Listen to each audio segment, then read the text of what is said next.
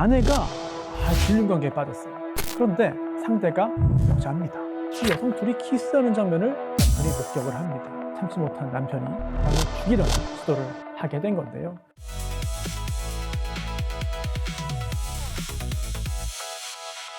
대한민국에 숨겨진 충격적인 사건, 오늘은 2023년 충남 태안으로 가는데요. 이런 일도 있습니다. 아내가 불륜관계에 빠졌어요. 그런데 상대가 여자입니다. 축구 동호회에 축구하러 갔다가 그 동호회에서 여성을 만나서 사랑에 빠져서 연인이 됩니다. 육체관계도 있었거든요.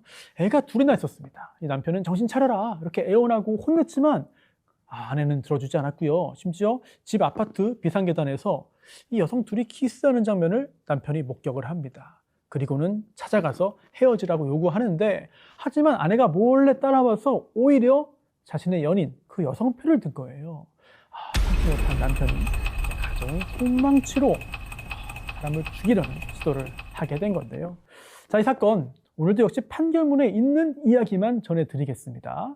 30대 부부였어요. 그리고 어린 자녀가 2명이나 있었습니다. 이 불륜 상대가 여자잖아요. 이런 일이 실제로 벌어질 수 있는 것인가? 마치 사랑과 전쟁? 그런 드라마에서나 나올 법한 그런 이야기인데, 가끔 현실이 드라마나 영화보다 더한 경우들이 있어요. 자, 이 사건, 아내 33살인데요. 그럼 원래 여자를 좋아했나? 원래 레즈비언이었나? 결혼 전부터 그랬는데 이걸로 숨기고 결혼했나? 그럼 아이는 어떻게 낳았지? 그래도 뭔가 손가락질 당하기 싫어가지고 위장 결혼을 한 건가? 아니면 결혼 생활 중에 뭔가 성정체성이 바뀐 건가? 또는 남성, 여성 다 좋아하는 건가? 알 수가 없어요. 판결문에 그렇게 구체적인 건 나오지가 않습니다. 그리고 남편, 아내를 공격할 만도 한데 아내는 때리지 않았습니다. 그냥 설득만 했어요. 돌아오라고 했어요. 정신 차리라고 했어요. 상대 여성만 공격을 했습니다. 그리고 감옥을 갔거든요. 그러면 감옥 갈 때, 또 재판 받을 때 이 아내와는 어떤 관계였을까? 그리고 이 여성 2명, 그 후에 어떤 관계가 됐을까?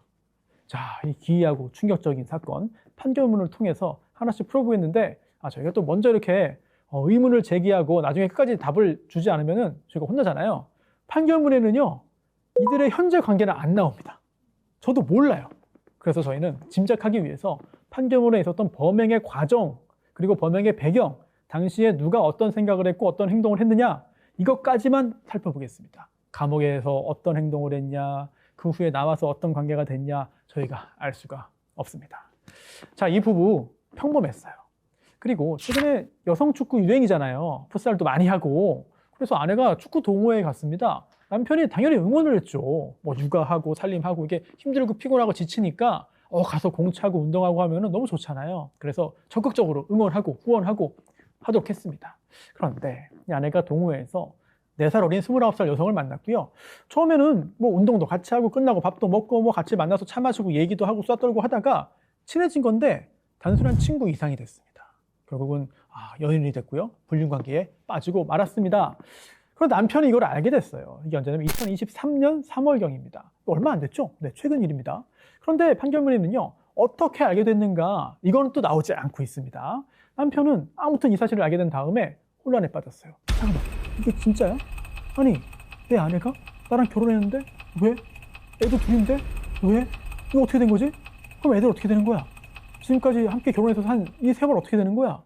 우선 혼란에 빠졌을 것 같습니다. 그리고 좀 생각을 해보니까 배신감, 분노, 그리고 최종적으로는 뭔가 좀 수치심이 들지 않았을까, 이런 생각까지 드는데, 이 비슷한 사건의 어떤 피해자들의 경우에도 분노는 초반에 이뤘다가 사그라들고 오히려 수치심, 그리고 뭔가 내가 남성으로서 뭔가를 빼앗겼다, 내가 패배했다, 모든 걸 잃었다, 나는 존재 가치가 없다, 이런 쪽의 생각을 하는 경우들이 꽤 있었던 것 같습니다. 하지만 남편은요, 포기하지 않았습니다. 아내에게 정신 차려라, 또 애들을 생각해, 빨리 정리해, 빨리 돌아와, 이거 없던 일을 할게, 빨리 끝내 라고 했어요. 그러면서 판결문에 이런 표현이 나오거든요. 남편이 이렇게 생각했다는 거예요. 저 여자만 없으면 아내가 정신을 차릴 것 같은데, 저 여자만 사라지면 분명히 아내가 돌아올 건데, 이렇게 생각을 하면서 그 상대 여성, 29세 여성을 원망했습니다. 그리고 사건이 벌어진 바로 그날 밤, 4월 6일 밤 8시입니다. 자, 이 부부가요, 함께 술을 마셨어요. 근데 이 술 마시는 게, 오늘 우리 술 마시고 관계 끝내는 거야, 헤어져, 이게 아니었습니다. 관계의 완전 파탄은 아니었던 것으로 보여요. 그래서 이 아내 입장에서도 밖에 애인은 있지만 또 부부간의 관계는 더 계속 유지하고 싶었던 게 아니냐라는 짐작은 듭니다. 판결문이 나오진 않습니다. 근데 아무튼 이렇게 계속 설득하는 과정이었는지 어떤 과정이었는지 이 두 부부가 함께 술을 마시고 있었어요. 그 과정에서 남편이 애원을 한 거죠. 그 사람하고 끊어라. 우리 다시 시작하자. 애들을 봐라. 하지만 남편이 분노할 수밖에 없었습니다. 아내가 그 얘기를 듣는 과정에서도 휴대폰으로 인스타그램 DM을 통해 가지고 연인하고 메시지를 주고받는 겁니다. 남편이 화가 났죠. 그래서 밖으로 나가버립니다. 주차장에 있는 자기 차라고 가죠. 사실 자신만의 공간이 필요할 때 마땅한 곳이 없으면은 차량 안에 혼자 있으면은 완벽한 공간이죠. 그래서 주차장에 있는 자신의 차로 가서 혼자 있었습니다. 그런데 그냥 외면하고 피하고 화를 삭히기 위해서 갔던 게 아니고요. 뭔가를 가지고 갑니다. 아내의 휴대폰 공기가 있었습니다. 이걸 확보했거든요. 그래서 이걸 가지고 이 둘의 대화를 실시간으로 계속 확인을 한 거예요. 계속 보고 있었어요. 그러다가 이 피해자가 집으로 지금 찾아온다. 아내를 만나러 온다. 이거를 보고 확인하게 됐습니다. 그리고는 상대 여성이 집으로 들어가기 전에 미리 만나가지고 제발 오지 말아라. 너 그러면 안 된다. 라고 설득을 하려고 했습니다. 그래서 기다리고 있었는데 이 여성이 벌써 와가지고 비상계단에서 아내하고 키스를 하고 이런 애정 행각을 벌이는 것을 목격하게 됩니다. 그동안 아내에게 뭐 얘기를 듣거나 또는 메시지 등을 보는 것이랑 실제로 그 광경을 보는 거는 완전히 차원이 다르죠. 이 남성은 이 장면을 본 다음에 그래, 내가 가정을 지키려면 저 여자를 죽일 수밖에 없다. 이렇게 마음을 먹었다는 거예요. 그래서 저 여자는 아내가 아니라 아내의 상대 여성입니다. 29살 상대 여성을 죽여야 한다. 결국 끝까지 가정을 지키기 위해서 노력을 했다. 또 가정을 지키는 게 정말 중요했다. 그러기 위해서는 어쨌든 아내가 돌아온다면 언제든 받아줄 그런 준비를 하고 있던 거 아니냐. 그렇게 짐작이 되는데 기다립니다. 새벽 2시 두 여자가 드디어 헤어집니다. 연인이 집으로 가는 거죠. 자, 그러자 남편이 몰래 쫓아갑니다. 쫓아가서요. 한참 따라간 다음에 이제 길거리에서 부른 다음에 이야기를 합니다. 우리 아내하고 정리해라. 가라. 다시 오지 말아라. 라고 얘기를 한 거죠. 자, 그런데 아내가 낌새를 채고 이미 따라왔습니다. 그래서 새벽 2시에 길거리에서 3자 대면이 일어난 거예요. 야, 무슨 영화도 아니고 드라마도 아니고 새벽 2시에 길거리에서 그것도 한참 와가지고 차 타고 와가지고 3명이 다시 만납니다. 남편이 그러자 이제 폭발을 하는 거죠. 와, 이걸 알고 여기를 찾아왔어? 격분을 합니다. 그리고는 아내를 떠밉니다. 애들한테 가라. 새벽 2시에 지금 어린애들 집에 둘이 혼자 있는데 너 오면 어떡하냐? 집으로 보내요. 그리고 아내가 떠나는 걸 확인한 다음에 주머니에서 무기를 꺼냅니다. 손망치인데요. 아주 큰 망치는 아니었어요. 손망치를 꺼냈는데 이게 아까 8시경에 DM 보내는 거에 분노해가지고 차로 갔다고 그랬잖아요. 그때 신발장에서 챙겨가지고 같이 나왔던 겁니다. 6시간 동안 품고 있었던 거예요. 이게 왜 중요하냐면 살인의 고의가 있었나? 여부가 법적으로 굉장히 중요합니다. 단순히 폭행이나 상해나 또는 살인죄, 법정형이 굉장히 차이가 많이 나거든요. 다치게 하려고 했다. 또는 죽이려고 했다. 그런데 죽이려고 했지만 안 죽었다. 살인 미수. 법적으로 너무 차이가 크기 때문에 법정에서 다투는 단골 주제가 되는 것이죠. 아무튼 6시간 동안 품고 있었다. 그건 살인 고의를 인정해주는 요소 중에 하나가 되는 것이고요. 그리고 때립니다. 공격을 하죠. 어디를 했냐? 피해자의 정수리를 수에 가격합니다. 이거 중요해요. 왜냐? 어디를 쳤냐가 중요합니다. 예를 들어 손망치는 손망치인데 이걸로 엉덩이를 쳤다. 이거 살인 고의 인정될까요? 안 되겠죠. 굉장히 위험한 부분. 그러니까 생명을 잃을 수 있는 그런 치명적인 부분을 공격을 하면은 살인 고의 인정 가능성이 확 올라갑니다. 예를 들어 얼굴, 목 이런 부분들, 명치 이런 부분들은 굉장히 좀 위험한 부위가 되겠죠. 그리고 또 얼마나 세게 쳤냐 이것도 중요해요. 그런데 굉장히 세게 쳤다. 우리가 영상이 남아있지 않습니다만 얼마나 세게 쳤냐를 확인할 수 있는 게 두 가지가 있죠. 우선 첫 번째는 피해자의 진술입니다. 저 사람이 나 죽이려고 했어요. 저 사람이 나 죽을 만큼 때렸어요. 이런 진술이 있고요. 두 번째는 막다가 다치는 게 있어요. 방어흔이 있죠. 그런데 이거 막다가 손가락뼈가 골절됐습니다. 그렇다면 사람이 죽을 수 있을 정도의 세기로 머리를 때렸다. 그리고 또 실제로 안화골절이 이루어졌습니다. 얼굴 맞았거든요. 여기 주위에 눈 주위 뼈가 부러졌어요. 자, 이런 걸 볼 때 범행 도구가 뭐냐, 상해의 정도가 어떠냐, 어디에 피해가 발생했냐, 이걸 종합적으로 볼 때 사망 가능성 존재했고 살인의 고의 있었다라고 봤습니다. 결국 살인 미수라는 거죠. 자, 그런데 남편 입장에서는 여기서 더 한 번 화가 나는 게 있습니다. 왜냐하면 아내가 갔잖아요. 일단 가라고 하니까. 하지만 이 공격하는 걸 보고 돌아왔습니다. 다시. 그래서 말린 거예요.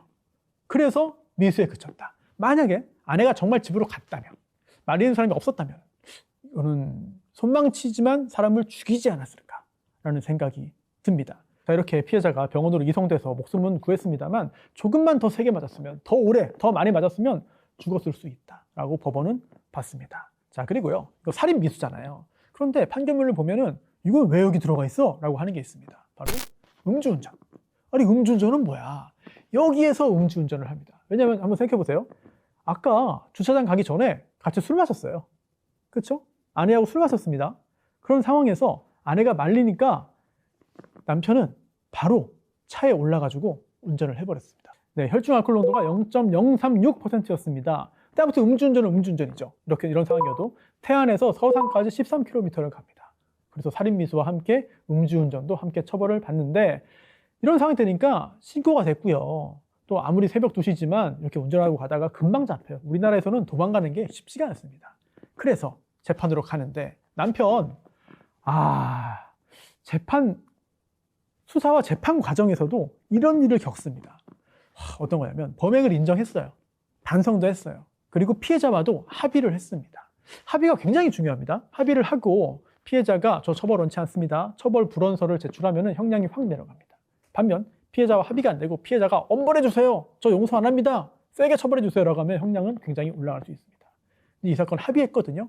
그런데 합의라는 게 항상 합의금을 전제하진 않습니다. 그냥 아무것도 안 받고 용서해 주는 경우도 있어요. 또는 무서워서 용서해 주는 경우도 있거든요. 그런데 이 사건의 경우에는 합의금을 얼마 줬냐? 7천만 원. 야, 이런 사건, 비록 살인 미수지만 7천만 원이라고 한다면 어마어마한 합의금 액수입니다. 어떤 좀 비슷한 다른 사례에 비해서도 굉장히 높은 수준의 합의금을 지급을 한 것이죠. 아무튼 그렇게 합의가 이루어지고 그 대가로 피해자는 처벌 원치 않습니다 라고 하는 처벌 불원서를 법원에 제출을 했는데, 그래서인지 1심 형량은 징역 2년 6개월입니다. 물론 불리한 점이 많죠. 살인범죄잖아요. 네, 미수지만 어떤 이유로도 용납할 수 없다. 미수라도 무거운 죄다. 그리고 미리 손망치를 준비했다. 이게 뭐냐? 계획적인 범죄라는 거죠. 우발적인 범죄가 아니라는 겁니다. 그리고 도주하면서 음주운전도 했다. 이걸 볼 때 죄질이 불량하고 비난 가능성 크다. 그리고 이 피해자가 입은 피해 굉장히 컸습니다. 누가 날 죽이려고 했어? 죽을 뻔했어? 이런 정신적인 피해뿐만 아니라 신체적으로도 병원에 꽤 오래 있었어요. 이런 것들을 볼 때 이거는 엄하게 처벌하는 것이 마땅하다라고 봤고요. 다만 유리한 부분도 없진 않습니다. 일단 인정하고 있잖아요. 진지하게 반성하잖아요. 또 피해자가 용서했잖아요. 물론 그 대가로 7천만 원까지 지급했잖아요. 이거 굉장히 유리한 요소가 많습니다. 또한 동종전과나 기타 처벌 유무가 굉장히 중요한데 이 남편 선고유예 말고 전과가 없습니다. 그러니까 감옥 간 적이 없는 거예요. 또 선고유예는 일정 기간 지나면은 형선고의 효력이 없어지는 거니까 중한 범죄를 저지른 적은 없다고 보는 게 맞습니다. 그리고 이런 걸 종합적으로 봐서 징역 2년 6개월이 나왔고요. 남편은 항소했습니다. 형이 너무 무겁다라고 한 거죠. 하지만 기각됐고, 그리고 또 최종적으로 징역 2년 6개월이 확정됐습니다. 자, 지금 조금 전에 이제 법적인 부분 말씀을 드렸습니다만 사실 이 사건의 어떤 발단, 전개 과정을 보면은 이거 뭐 영화에 나오는 거 아니냐, 또는 뭐 드라마 아니냐, 뭐 유튜브에서 뭐 쇼폼으로 만드는 거 아니냐라고 생각할 수 있지만 실제 사건이에요. 그리고 판결문 소개를 저희가 객관적으로 하는 게 아니라 그냥 뭐 근거 없이 얘기하면은 여러분들 믿지도 않았을 것 같습니다. 다시 또 원래로 돌아가서 궁금증은 여전합니다. 아내는 원래 어떤 성향입니까? 레즈비언? 양성애자예요?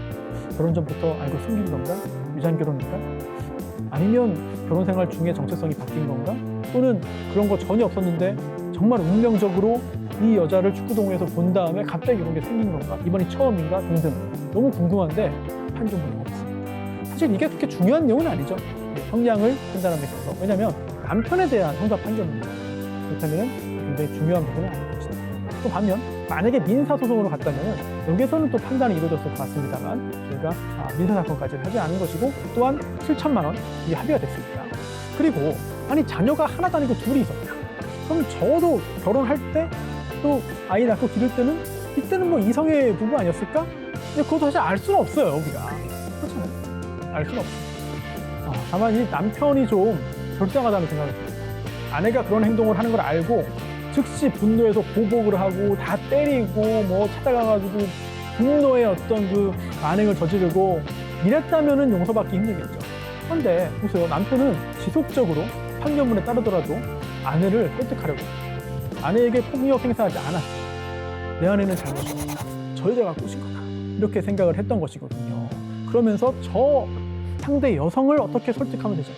그런데 그게 안 되니까 결과적으로는 폭력을 행사한다. 물론 그 자체는 비난받아 마땅합니다만 그래도 참작한 부분은 있다. 그래도 징역 2년 6개월이 나오지 않았을까 라는 생각이 들고요.